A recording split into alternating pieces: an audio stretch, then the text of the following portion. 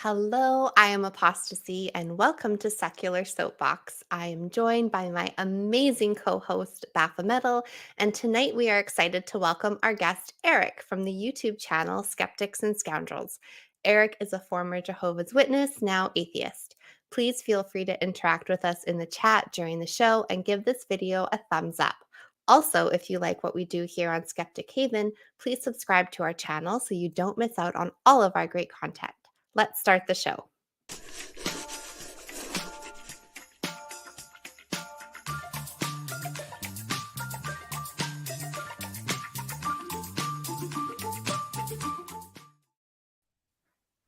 Hey, what's Hi. up?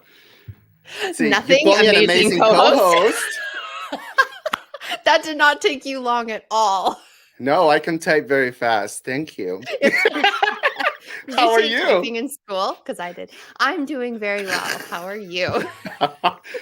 Living the dream. I didn't have to do my hair today, so I just popped the hat on. Yes, you are That's what- very unholy. You've never seen me Yeah. without a hat. I don't think anyone here has seen Mm-mm. me without a hat. No, that's But then okay. I wear always these look forward- headphones and it messes up my hair, so it makes no know. sense, you know. I know. But Yeah. welcome everybody in the chat. Hello. Welcome. Yes. Who's there? we are so- Pragmatic Crystal. Hi, Oh, Nightbot. yay. Nightbot's my favorite. Yeah, Nightbot's great. Well, should we welcome our guest, Yes. Eric? I'm so excited he's here. Look at you, Yay. having all kinds of friends. Hi. Hey. Having- yes, I'm excited to have a friend here. Yay. Hey, what am I, chopped liver? No, Oh, you're a rude. friend. But Finally. it's nice to have someone on that Yeah. like I talk to often, that we've connected on other streams and Yeah. like offline and online. So yes, thank you for being here. And Absolutely. it's great to Skeptics and Scoundrels. I know. So Yeah. yeah, how did you come up with that name? I mean, obviously it's you're skeptic, but the scoundrel part. Yeah. I was looking for something. I was looking for something that was going to kind of roll off the tongue, be alliterative, memorable. I also made some marketing choices behind it. Skeptic is a very flexible term Yeah. to use. Even though I'm an ex-Jehovah's Witness, you know, if I had named my channel, let's say like, I don't know, XJW Eric or something like that, well, it's a perfectly fine name. It would kind of lock me into XJW content. If I ever tried to move out of there, I would, or like try to branch off, it'd be more difficult with the algorithm and all that. So I noticed that, hey, the biggest channels have just very general names like Skeptic or like, you know, Cosmic Skeptic, Genetically Modified Skeptic, Myth Vision, Godless Engineer. You know, like bigger channels tend to have more vague, not vague, but more broad names.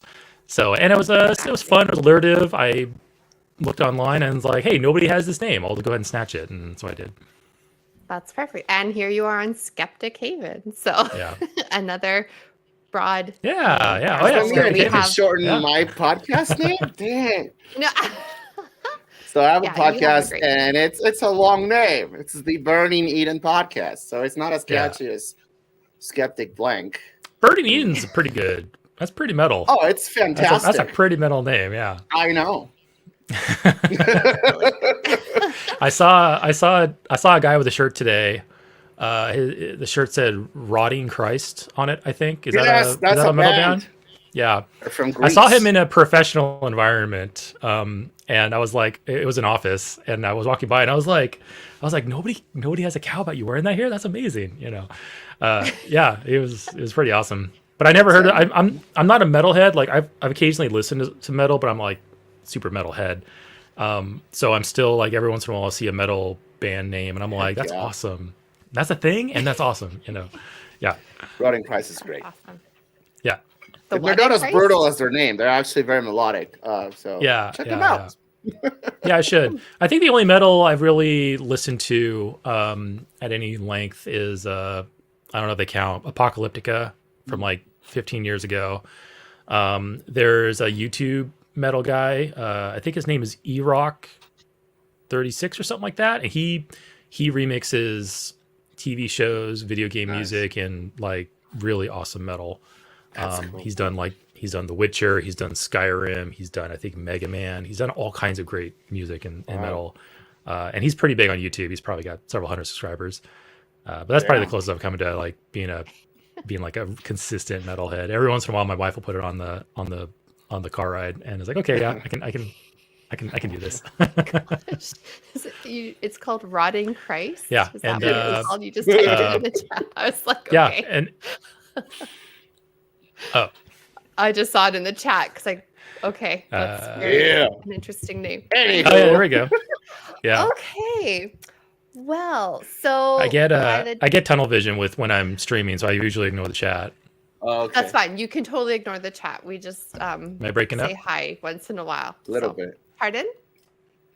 Is it breaking up a Okay. little bit? Yeah. Let me I'm gonna jump off my VPN. Maybe it'll clear up my I don't know connection. if it's your. I don't think Sure. it's the connection. Sounds like the cable or the mic, or hopefully it's know. not the hardware. But Okay.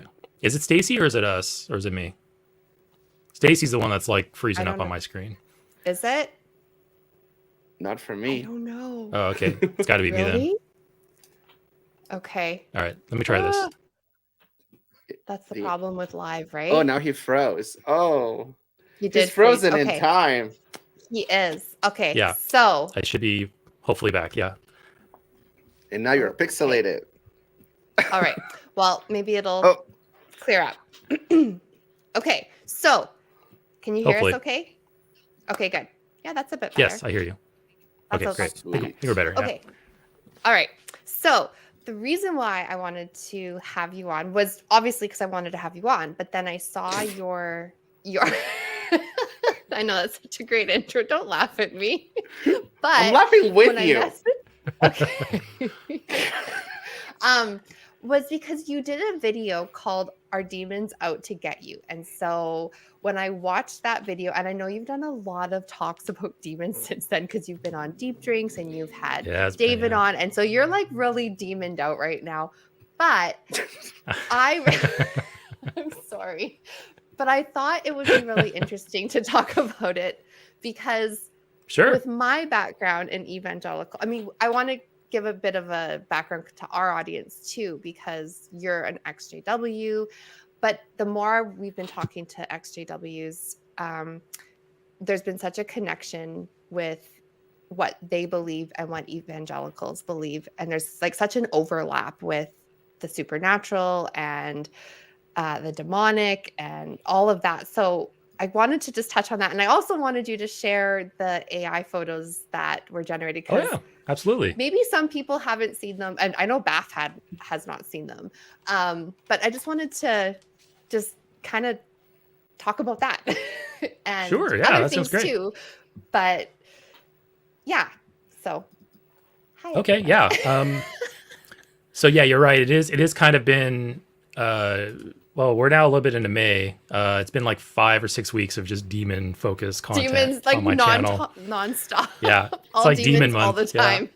And Yeah. it's not even Like Halloween. Discovery Channel has Shark Month. Maybe Skeptics and Scoundrels should have like Demon Month every year, but it should be at Halloween. It should absolutely be It at Halloween. should be. I know. And yeah, so it kind of started. And here's the funny thing: like it kind of started. I was just going to just do a one-off video on it, where I deep dived an old Jehovah's Witness publication. They have these bi-monthly publications called the Watchtower and Wake magazines. They usually have like they're kind of diminishing now because of cost and lack of interest, but Are it's they one of the really? largest. Yeah. Oh yeah. Yeah. Okay. We can go into that a little later, but like they're Yeah, very lean. They're very lean on content now, and they're mostly printed, they're mostly published digitally.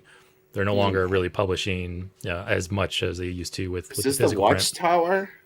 Is Mhm. that what it's Yeah, called? the Watchtower.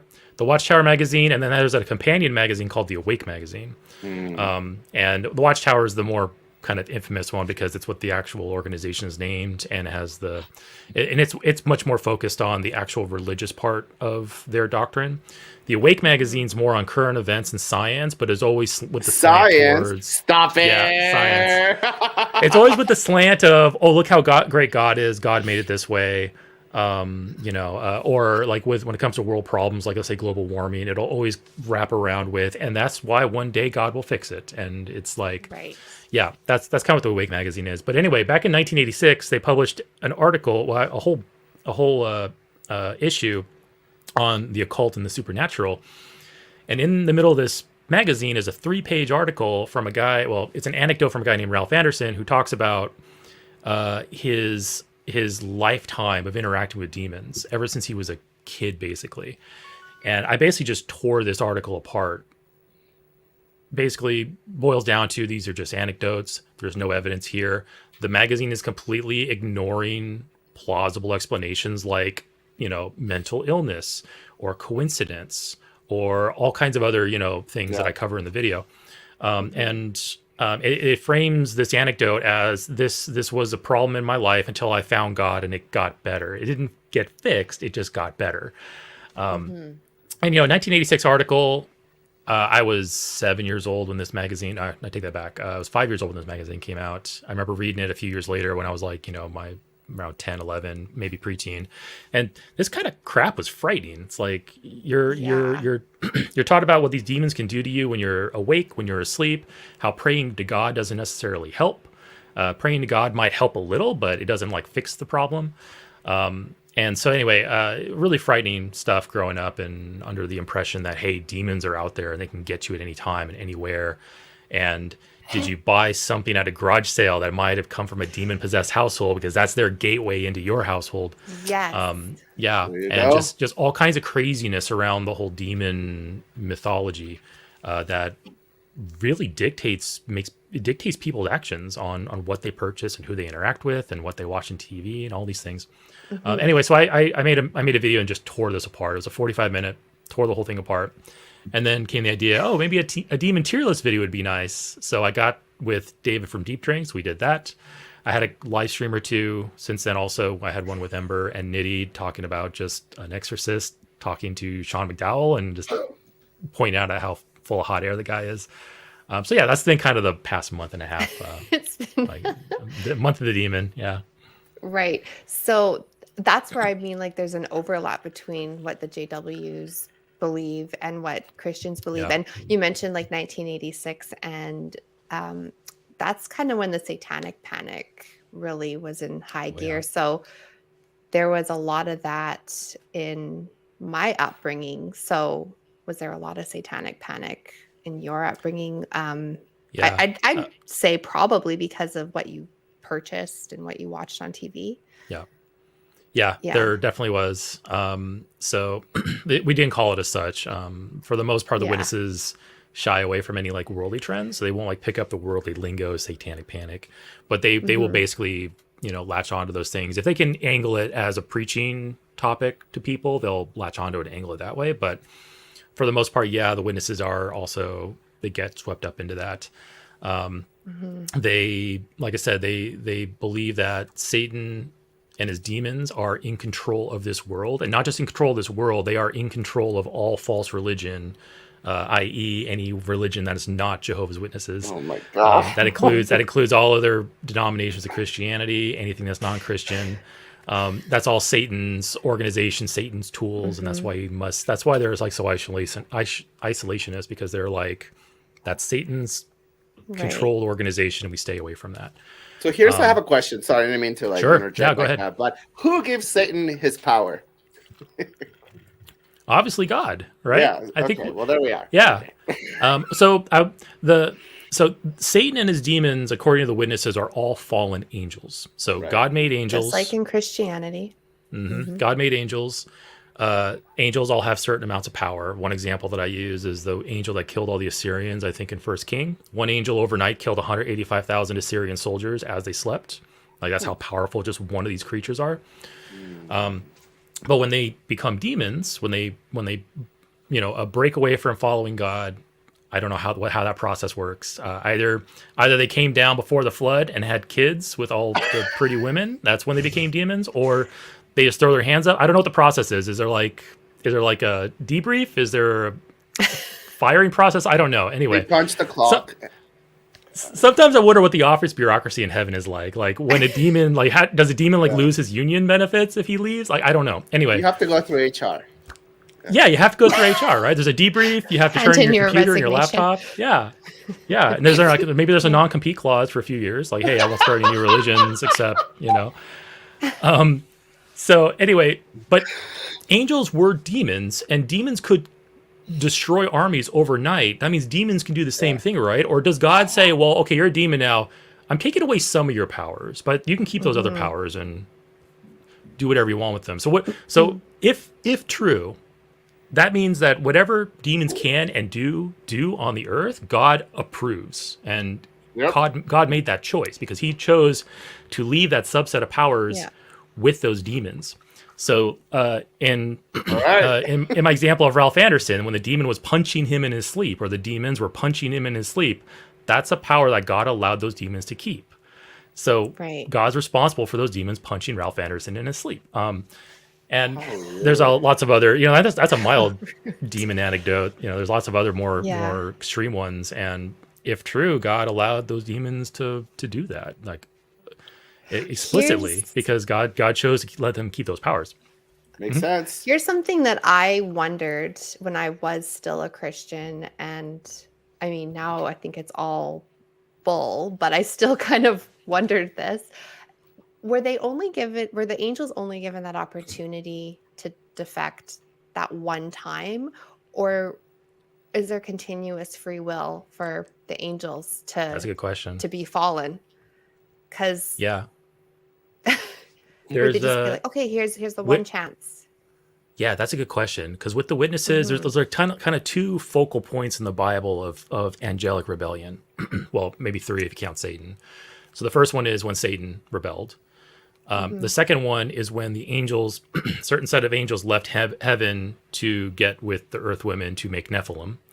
That was like the second one. And then later on in Revelation, talking about the war in heaven, Satan being cast out, bringing down a third of the stars with him. Earlier in Revelation, a star is representative of an angel, basically.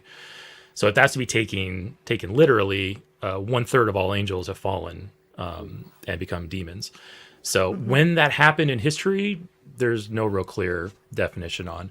The witnesses think that whole war in heaven with the third of the angels falling happened in 1914. But I think they think that they got some really weird biblical chronology that they work with. But 1914 is a huge date for the witnesses. But that war in heaven happened in 1914. I think the angels the demons were already fallen at that point. It was at that point they were all cast out of heaven. Satan and a third of the angels, which were demons, were all cast out of heaven, and now they dwell on earth. And that's why, according to the witnesses, 1914 is when the earth got really bad, World War I broke out and all that stuff. A really, really odd biblical chronology and timelines with that. So in Jehovah's Witnesses, did you believe that you could be did you believe that you could be possessed by them or just oppressed by them? Because as evangelical Christians, we believe that as a Christian, you couldn't be possessed by them. You could only be oppressed by them. Because if you had Christ living in you, then you couldn't have a demon in you. So I don't have a solid answer to that. I just recently learned of the differentiation between I should possession. Ask a Jehovah's Witness. Yeah, you should. Oppression, definitely. Demons, according to witness lore, demons persecute true Christians, the witnesses, constantly. Possession, I want to say no. Witnesses have no exorcisms. I've never heard of like tales of demon possession in witness circles. It has always just been, demonic activity keeping me from sleeping, or causing me to have these issues, or giving me health problems. It's never full on like, okay, a demon has taken over somebody's body and now we have to exercise it. But they can take over objects, not people. Yeah. Some believe that. Yeah. Okay. Some believe that they can latch onto objects, and that's how they get into your house. Yeah. Yeah. So did you have any kind of rituals that you would do if you thought one came into your home on an item? Because I did, and I can share what I would do if you. Yeah, go ahead. After you. No. Well, did you have a ritual? So or had a ritual? So my primary family, we didn't like my primary family. We never had demon activity in the house because I guess our imaginations weren't that wild. Oh, okay. In my mom and my dad's home, we never had issues like that. In fact, with my mom and my dad, there was no real ever talk about demons. It was just a non-issue. It just never came up. My older brother, on the other hand, I lived with him for several years. He was very much concerned about that. And I remember one time I had this 2 or 3 box anime series. It was on DVD. This is like 20-ish years ago. The series is called Black Heaven, which Black Heaven's alliteration for outer space. Black Heaven. Okay. And it's actually the whole story about it is a rock band that saves the Earth from alien invasion with their music. It's a silly anime from 20. Actually. Yeah. And anyway, on the front cover of Black Heaven, it's just black sky with some stars, and one of them is the main rock band member with his guitar, and it has a halo over his head. My brother found that on my shelf and looked at it, and I was living in his house, so I had to follow his rules. He made me get rid of that. He said, "This is demonic. You need to get this out of my house right now." And I don't know if he was like looking around because he thought there was demon activity in the house already, or he just happened to see it and he was scared of it. But that's one thing that stood out to me. And typically there's no like ritual for getting rid of the item. It usually comes down to you don't want to give this item to somebody else and then allow that demon into their house. So you want to destroy it, either shred it, burn it, destroy it so it's unusable and nobody will ever want it again. And that's kind of the unofficial, like retirement of an item. Yeah. Yeah. Right. So what we would do is obviously get rid of it. We would either, sometimes burn it. I'm not even joking. Yeah. And then we would go around our house and we would pray over our house and anoint it with oil. So we would anoint the doorposts, the windows, our beds, and then we would go to the front door and open the door and then speak out loud like we were speaking to the demonic forces, and open the door and tell them to leave and hold it open long enough and like picture them walking out of the house. Wow. Doesn't sound like witchcraft at all. It doesn't. Right? This is But witchcraft was demonic. This is Christian stuff, which is totally and different. every time I moved into a new house, I would go through the house and pray over it, and because I didn't know who had lived there before I did. Yeah. And I didn't want them to have left their demons. So it sounds like you guys had a better safe than sorry kind of approach to it then. Yeah.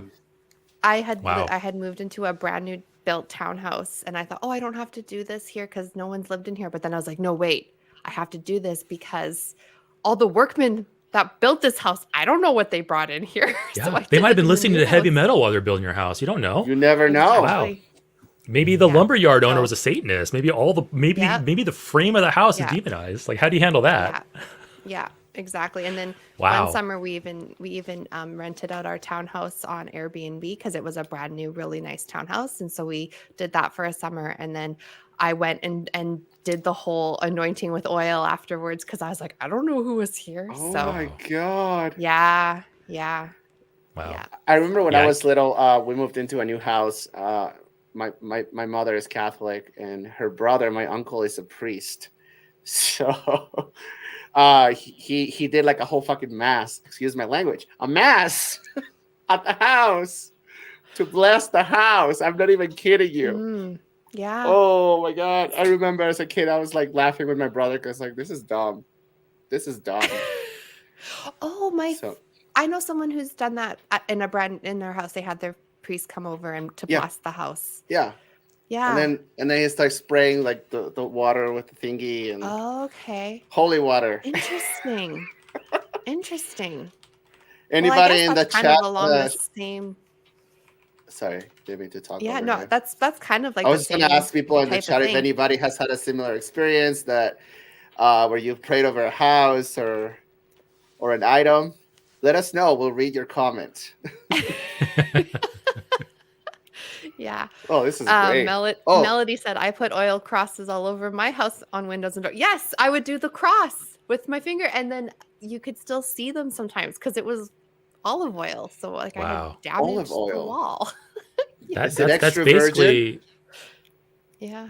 that's Yes, it basically was just extra virgin. Yeah. it's a magic Mhm. ritual. That's what they It have you is. doing. Like, Yeah. it's a magic Yeah. ritual. Yeah. That's But crazy. then I would make fun of my non-Christian friends who would sage their houses.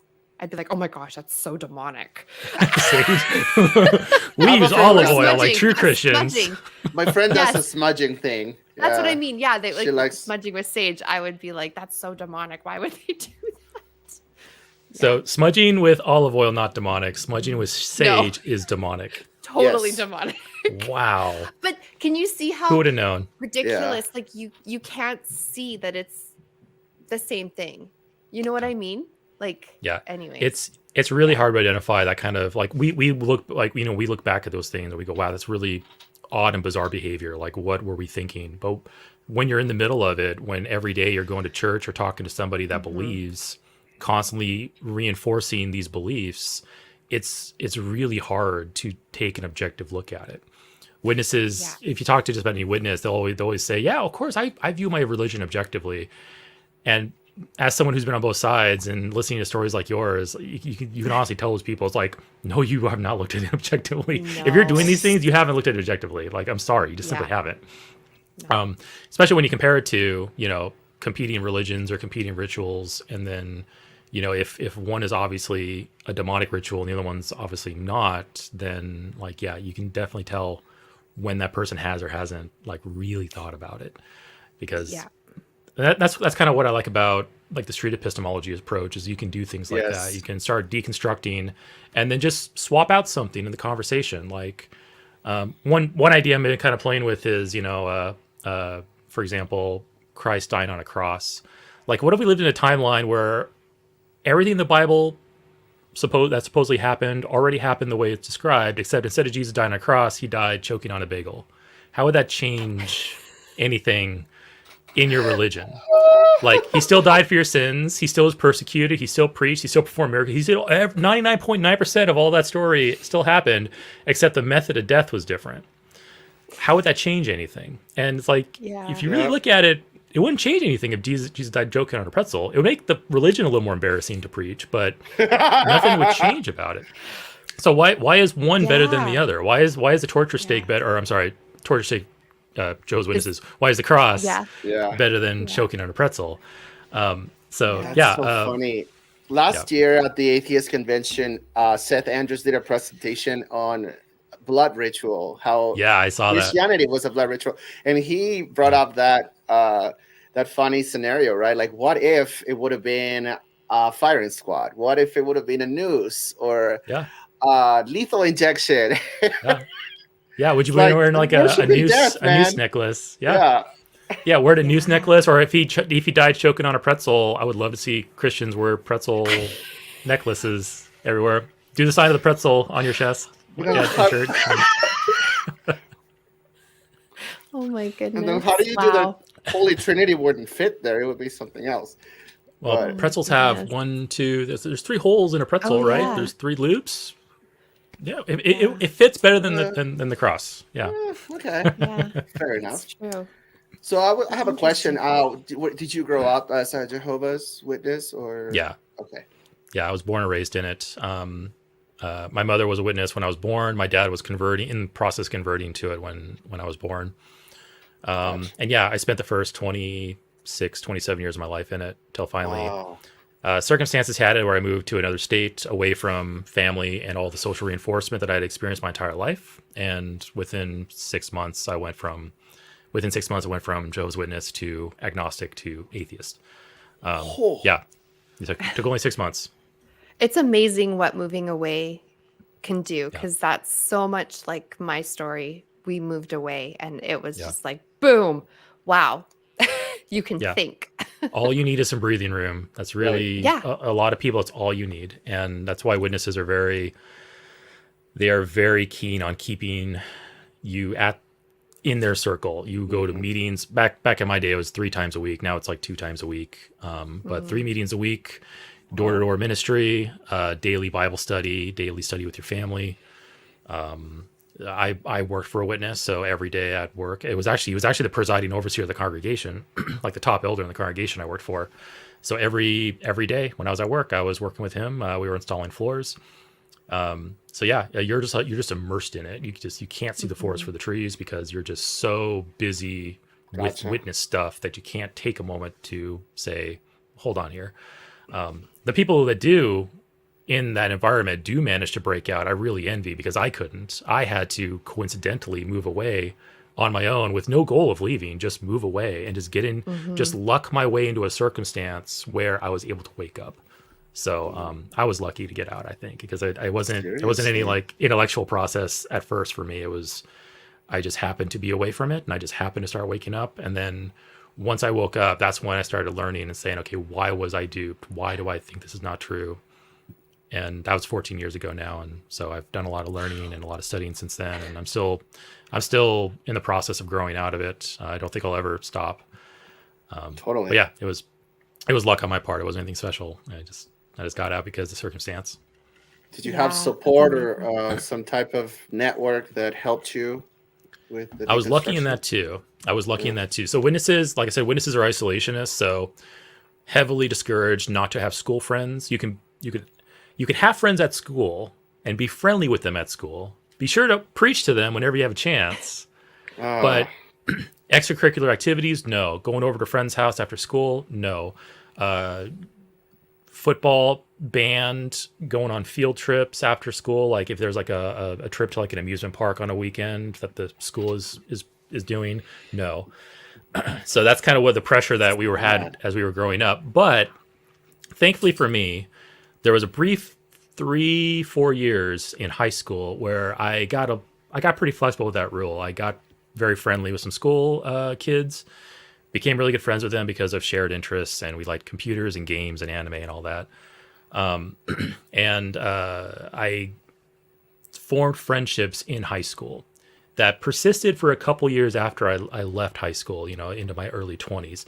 Then one day I said, you know what? These people are holding me back. I need to cut these people off so I can do much better in my religion. So I did that. Wow. I remember text messaging and calling people saying, hey, listen, you're a good person. I did nothing personal, but I have to cut things off because I need to be a better witness. So I did that in my early 20s. Shamefully, I did that in my early 20s. At the time, I thought I was doing the right thing. It was very hard for me to do. It wasn't an easy thing for me to do. Definitely hard on my friends. And I have a small friends group, like 3-4 people. Like I don't have a huge amount of friends. But anyway, once I woke up, I was very much alone. I had no family I could talk to about things. I didn't like announce my departure. I woke up and I was keeping it to myself because I knew that if my family found out, some of them might shun me. And I had no other friends like to talk to about this. So I was sitting in my apartment and I was, thinking about this, and I was like, you know what? I really miss my friends from high school. They were some of the best people that I ever knew. So I reached out to them, 4 of them, and all of them were like, welcome back, Eric. And so I flew, two of them flew up to where I was at in Montana. They helped me out with, cool. I owned a flooring business. So they flew up to help me out with my business, and I paid them a little bit, and we hung out for like a month and reconnected. The 2 guys that came up, those were both members of my wedding party. One was my best man. The other guy was also my wedding party. So I was lucky in that I cheated a little bit in high school, cut things off. And when I left, I was able to jump back to that. And that would be my social circle. So I was, like I said, I was lucky. Seriously? And yeah, they're excellent people. I'm actually going over to one of their houses tonight to play some video games once we're done. So awesome. Stayed in contact ever since. That's great. They're basically my extended family because they're just awesome people. Yeah, that's amazing. A lot of witnesses don't have that though. A lot of witnesses when they leave, if they were good, 100% like by the book witnesses, when they leave, they don't have anything. They don't have family. They don't have friends. The only family they might have are the ones that weren't witnesses to begin with, or maybe ones that had already left. But it's an uphill battle getting out because you have to rebuild your entire social network. Yes.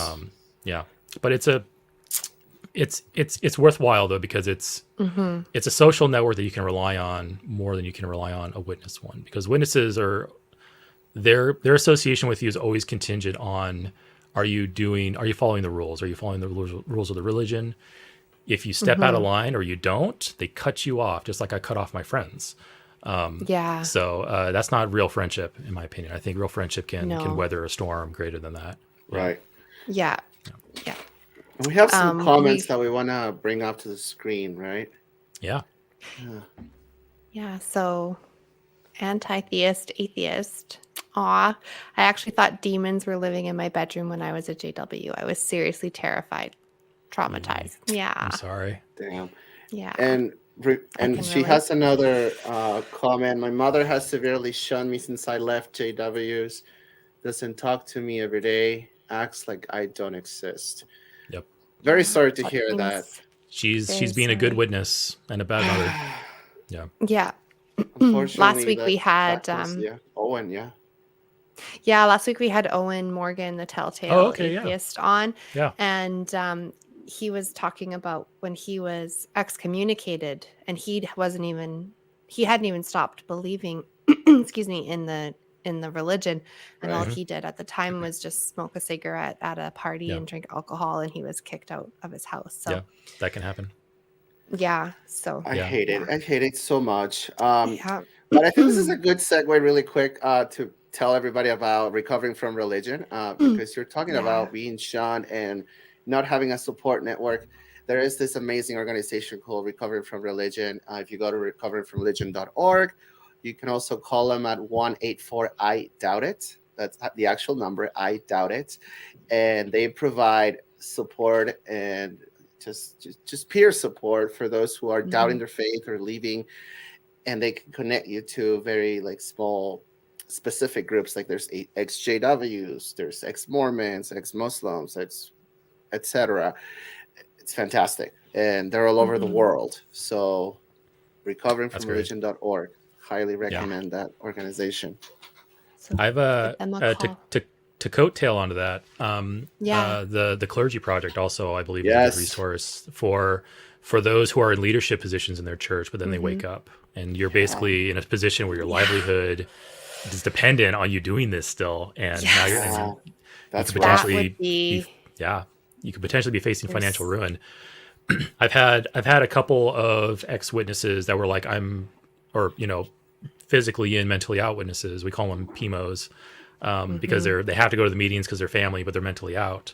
But they have to give talks, they have to give prayers, and they have to give counsel from the scriptures to people, and the stress that generates because you don't believe, but you still have to play the part. Well, I met someone like that. It's rough. Yeah. Wow. It's when you set up an organization like that, it's so abusive to everybody because you are forcing people to choose between friends and family and intellectual freedom. And those that are determined, hey, I don't want to lose my family, but I don't believe this anymore, and then they have to go through the torture of playing a part, acting every day around their family, giving advice they don't really believe in. It's abusive. It's especially the witnesses. Like I'm gonna have probably a series on it here in the near future, but witnesses are very cult-like when it comes to that. Definitely. I mean, we thought you guys were cults. I mean, we're not cults. They are. Let me tell you why. We're a cult, right? We were like pointing fingers. They have a beautiful article on their website about why they aren't a cult. Oh, really? Oh, that's nice. It starts off with many people have different definitions of cults. Some people believe it's this. Some people believe it's that. And then they don't proceed to go on what they consider a cult. They go into explaining why they aren't what other people define cults as. Oh my gosh. And it's a slimy little article, and I can't wait to tear it apart. I go by the buy to tear it apart. I go by the buy model, which I think is an excellent way to define a high control group or a cult. So that's gonna be the focus of that series when I eventually make it. Sometimes for those of you who are not familiar with the BITE model, that's BITE, and it was developed by Stephen Hassan. And B stands for behavior. I forgot. T is for thoughts. E is for behavior, information, thought, and emotion control. Yeah. BITE. Yeah. So when I just search it, it's great. Hmm. Go ahead. I did it just come out in 2021. I feel like it's fairly new, and I discovered it. I feel like that's what I heard, but when I discovered it and read it, that's when I really woke up to Yeah. everything. Okay. Mm. Aunt Kathy said, with 50 plus years as an evangelical charismatic and pastor's wife, I was part of an exorcism team. Now I see how suggestive and horrendous that was. Glad to be out. Yes. Exorcism team. Yes. Mm-hmm. In I one of my remember recent seeing some of streams, those. Yeah. in one of my recent streams, we were tearing apart. His name is Richard Gallagher. He's done a couple interviews with like Sean McDowell and Cameron Batuzzi. He's a exorcist advisor. Oh. He's a doctor in psychology or psychiatry. So he's officially a real doctor in a real medical field, but on the side hustle, he's an advisor to exorcists. And it's wow. just the whole That thing makes just no feels sense. slimy. That's Yeah, well, bizarre. Sounds unethical.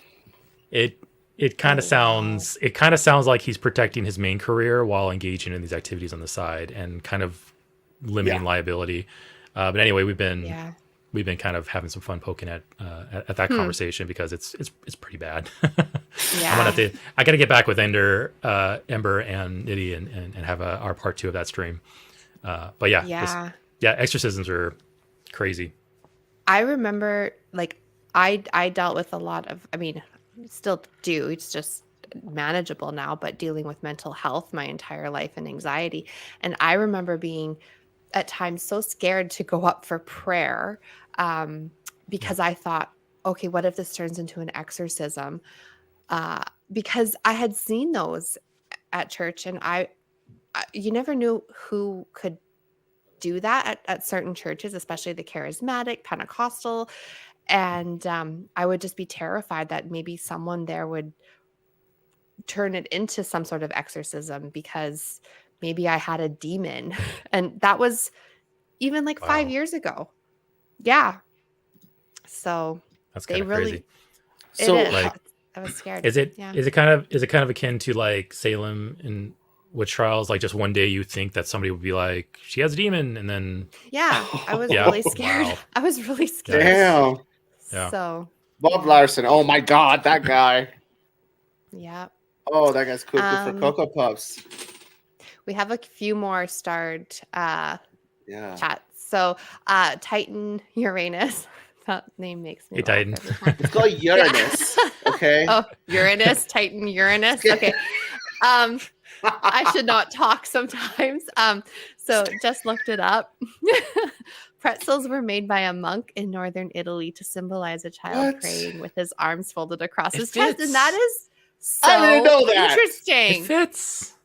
So you could turn that into the next. I like way pretzels. Jesus I died. like I'm gonna pretzels. make an argument one Choking day on for a the Church of the pretzel. Pretzel. Yeah, I'm gonna make an argument for the Church of the Pretzel one day.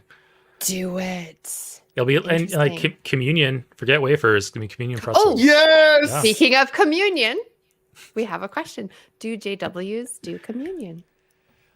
So no. So not. They don't call it communion. Okay. So communion is done if I remember correctly, communion is done every week in the Catholic Church, every Sunday, right? And occasionally, no, I'm also thinking of Mass.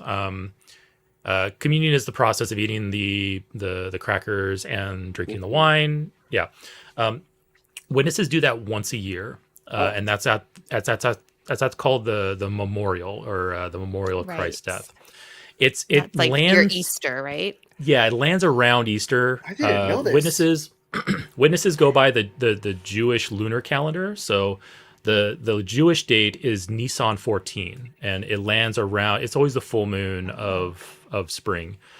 So they do have a ceremony called the memorial where there will be not wafer crackers. They will have like unleavened bread, and it's really important that the bread is unleavened because leaven represents sin in the Bible, and also unfortified wine. So no fortification of like other alcohols in it or sulfates. It's just like a pure red wine. And so yeah, every year they'll have a ceremony where they have the emblems and they have a talk and a presentation. The emblems it's really kind of weird. The emblems are passed around. Everybody in the building has to handle the emblem, has to handle the bread, pass it on to the next person. The only ones that partake and actually consume the emblems are the anointed. It's a subclass of witnesses. The witnesses that have a heavenly calling are the ones that partake. All of the witnesses who have an earthly calling or who are not going to go to heaven but going to live on a paradise earth one day, they don't consume the emblems. So everyone handles the emblem, everyone passes it around, but only the anointed actually partake. How do you And that become anointed? It just happens. You get a fuzzy feeling, and when it's you just, least expect it. yeah. So the anointed, there's a fixed number of anointed according to the witnesses, and that's 144,000. So 144,000 witnesses, well, not necessarily witnesses, 144,000 true Christians ever since Christ. That's the number of people who will go to heaven to rule as kings and priests along Christ. Yeah. So it could be, we don't know how many are alive today. It could be 100. It could be 1,000. There's not like a database, a tally marks, nothing. They do keep track of how many partake every year, and the bar graph, when you actually compile and aggregate all the data, the bar graph does some really interesting things over the decades. But anyway, right now every year they have more and more anointed, and it's very obvious that, hey, if you put these numbers together, there's way more than 144,000. Oh yeah. So yeah, and it's just this feeling that some witnesses get and go, I think I'm going to heaven. I must be anointed, and that's all it takes. Like once you feel that, you're anointed, and now I thought I was anointed yesterday, but it was just the tacos. Yeah. We just got a super chat from Phil Calderone. Thank you, Phil. Thank you, Phil. It says, here's to overcoming anxiety. It's tough enough without people trying to teach us there are real demons. Yes. And I know that a lot of people in the church avoid sometimes getting mental health treated because they're told it's demonic activity, and they're told just to pray more, to read their Bible more, or they're told you must have sin in your life. So, it's definitely something that is not treated enough in religion. So definitely in the witnesses, I have never heard of a single witness going to therapy or going to a counselor. It's always go to an elder. He'll give you some scriptural counsel if you're experiencing disturbances or you have mental health issues, and it's not real help. It's people just simply not getting real help. I just thought of something, a demon story. So here's a story from when so I'll tell it quickly. So when I was 13, I was dealing with anxiety, and I went to my grandma for prayer because I thought, well, I need prayer. And she prayed with me, and she told the demons to leave me alone because, honey, they can't possess you. They can only oppress you. So they're like, just imagine they're on your shoulders, right? So she told them to leave. And then when she was done praying, she said to me, okay, so they've left you, but just remember that if you let them come back, so now the pressure's on me. If you let them come back, they will come back 7 times stronger. So I was like, oh my God. Well, that makes me anxious now. So when anxiety did come back, because anxiety does, I thought, what door did I open?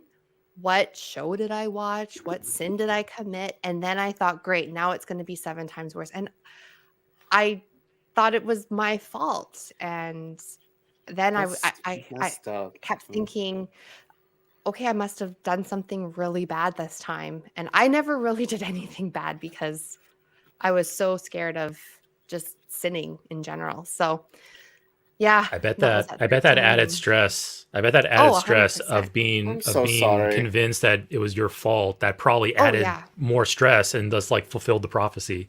Like definitely. It's crazy. Yeah. I'm and so sorry. that That was sucks. I was 13, and I didn't actually start getting help for anxiety and mental health till I was about 34. So that I went another 20 years before actually doing Sorry you had to go through that. Yeah. Man. So, that's okay. I'm better now. Yeah. But it really does put the onus on the person. So and there are no demons. Yeah, witnesses the same way. Yeah. If you are experiencing hardship, you did something to have Jehovah remove his blessing from you. You watched that movie, you read that book, you hung out with the wrong people, you bought something at a garage sale. The more extreme views is you bought something at a garage sale that you didn't vet. You bought something at a convenience or a thrift store, not thrift store, secondhand store that you didn't. Yeah, it's always your fault. It's never God allows these demons to do these things to you. It's always your fault that you allowed it to happen. You invited it. Yeah. Yeah. Yeah. You invited it. You're like, oh, come on. I really want this to affect me.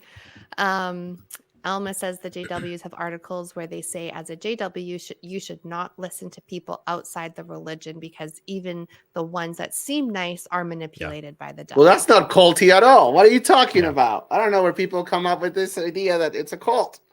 What are they talking about? It's that information control in the bite model. They control what information you take in. Never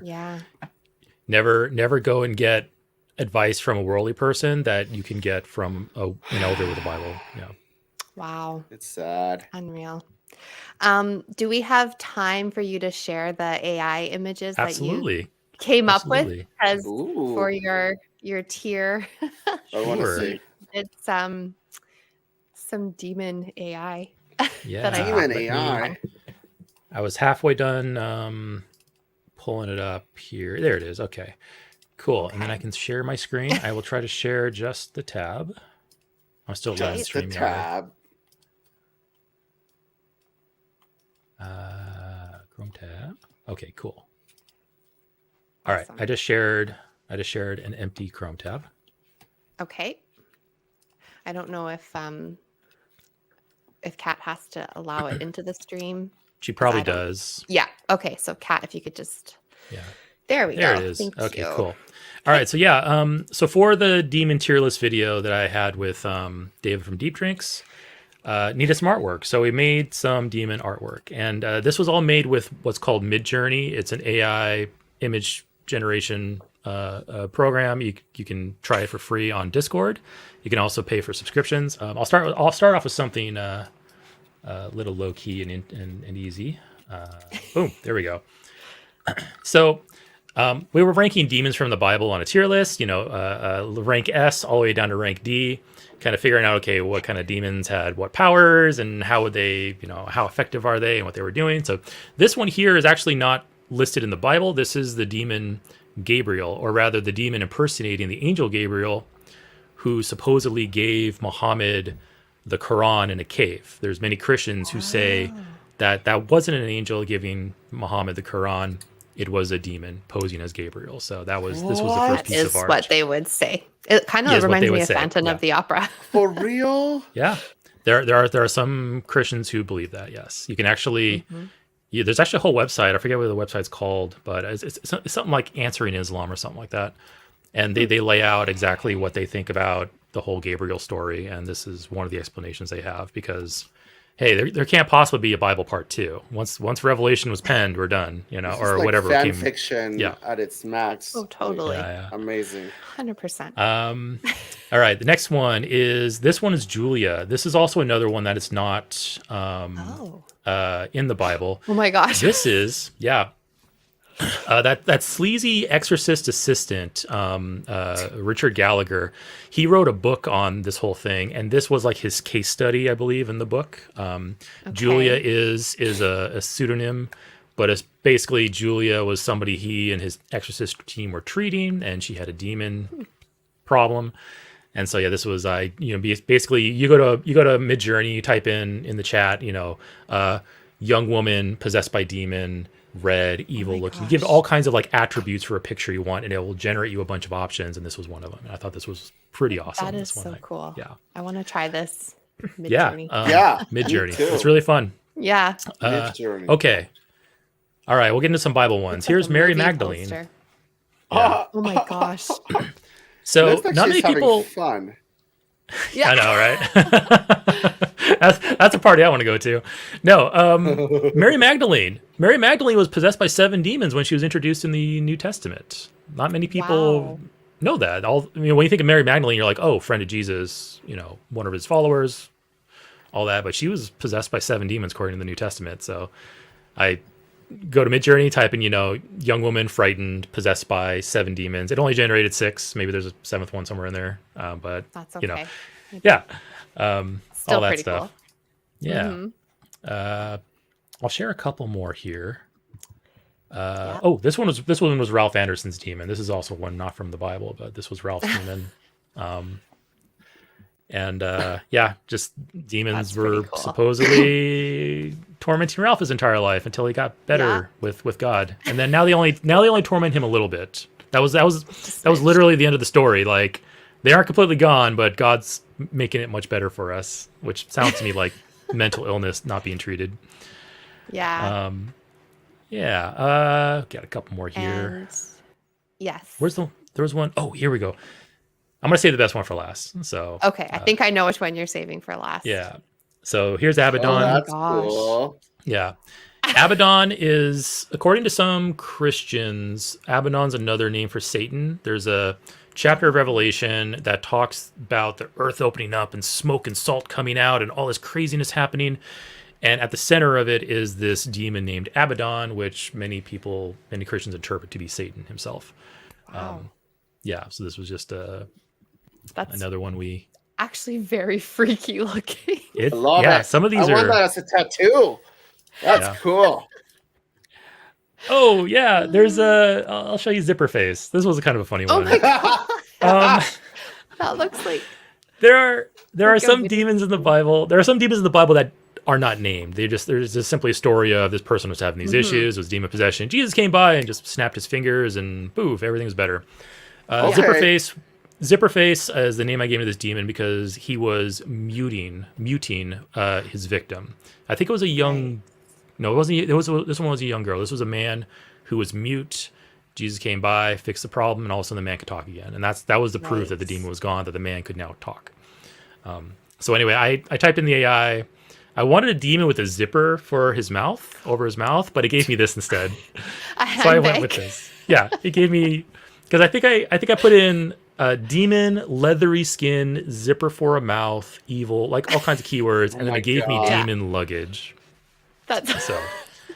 If somebody can make these, I would love to take this to the airport and put it and check it into luggage, see what happens. Carrie Ann said Gucci for your dark side. I like that.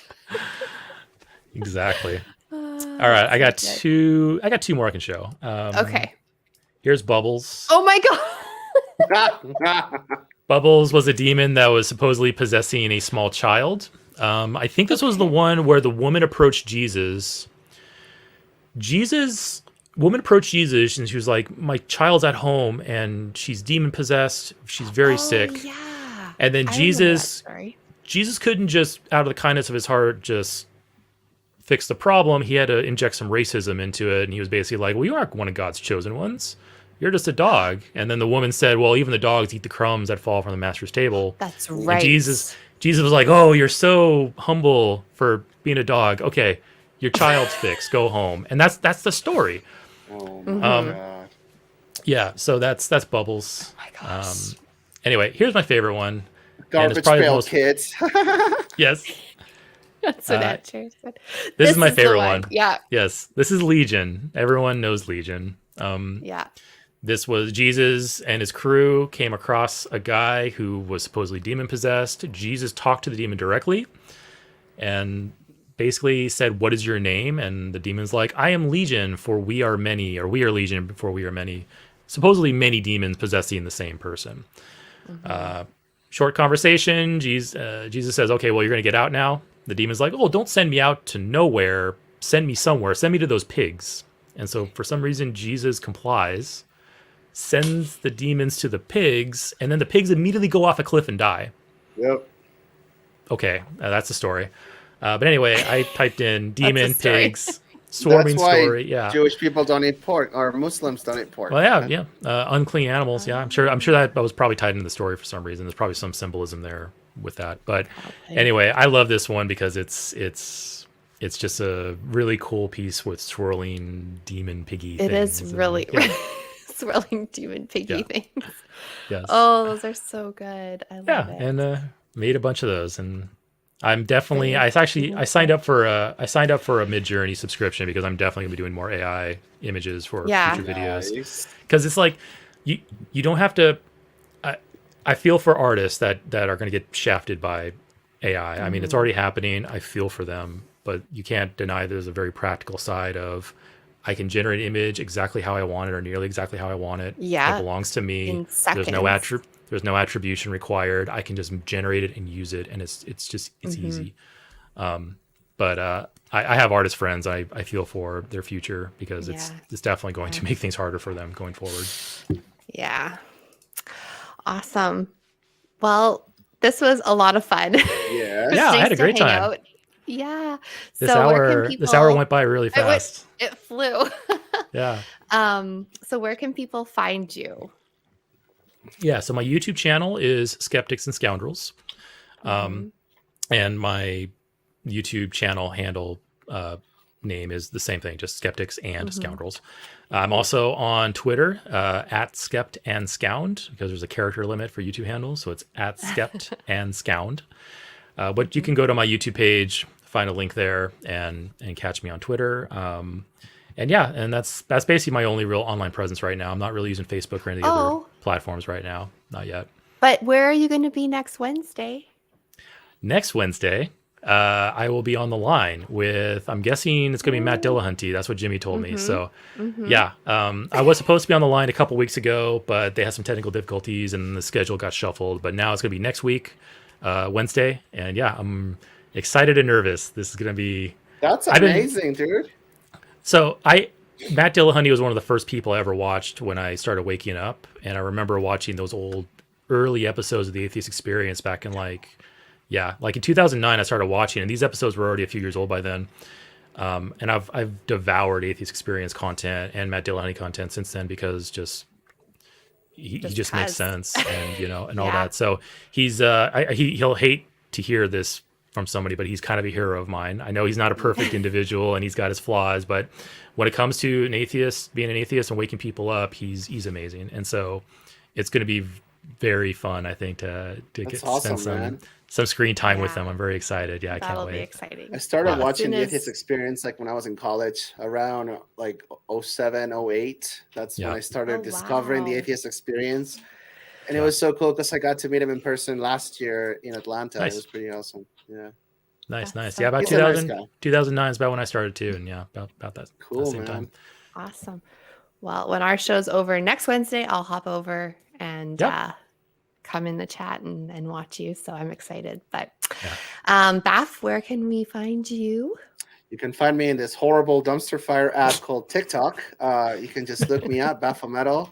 I have 2 accounts, and I am the co-host of the Burning Eden podcast. We think we're funny. It's comedy and religious satire. Oh, stop it! We would love to have you, Eric. We're pretty funny. Reach out. Yeah, just go to the YouTubes, and look up the Burning Eden podcast. Thank you for the shout out. What about you, Stacy? You can find me here on Wednesdays, and then on Facebook, Twitter, Instagram, and my mom and I recorded our first episode. We did one last week, put it on, and then we were like, no, that was not good. So we redid it, and we're gonna just do cool stuff, make it a bit better. So it will be out, and you can subscribe to our channel through my handle Apostacie, and then and also we just wanted to remind everyone about the Better conference happening in August 5th and 6th. Oh, sorry, Eric. It's okay. You can just I was stuck down here. Oh, rude. That is such bad placement. I know. There we go. That's better. August 5th and 6th in Columbia City, Indiana. There's going to be some amazing guests. There's Dave Warnock. Hey, love Dave. Goodwin. Love everyone. Genetically modified skeptic, as well as look at the people on the side. Dr. Joshua Bowen, Cynthia McDonald, Stephanie Humps. I won't read everyone. You can see, but you do not want to miss that. Cynthia's awesome. They're all fantastic. Godless Engineer, Heathen Queen. So there is more information on a website. I couldn't I don't find know what one. that is, but I mean, if you go to Oz's Facebook page, I'm sure you can get more information. But I just or his Googled YouTube it. channel. I just Googled Better Conference Indiana 2023, and the first link, it's the Eventbrite website where you There can you purchase go. the tickets, but they don't really have an official website. It looks like it's just the ticket Okay. website. But yeah, It's coming. Better 2023, August in Indiana. 6th. 5th Yes. to the 6th. Yeah. Yes. Okay. So if you want to thank our lovely patrons, I would love to and thank then our patrons. If you like what we do here on goodbye. Skeptic Haven, you can support us by becoming a patron on patreon.com/Skeptic Haven. And we would like to thank Eric Ozols, Tara S., Rion, Deneen. Hi, Deneen. She's not here today, huh? No, she's at work tonight. Dan D., Michael Wiseman, Kathy Cotton, Cindy Plaza, Sunny Shell, Aaron Coalson, and Phil Calderone. Thank you all so much for your support. And oh yeah, don't forget to check out our other shows here. We have obviously the show Secular Soapbox on Wednesdays. The coolest Bible one. Says What? Yeah, sorry, it is. The Sunny Spot, the Global Atheist, and Women Atheist Unloads, and also our brand new call-in show on Sunday nights, Let's Talk. All right. Well, Ooh. thank you so much, Eric, and thank you for being here with me, Beth. We Thank will you. be back next week with another great episode. And goodbye to everyone. All right. Thanks a lot. See Bye. you. Bye.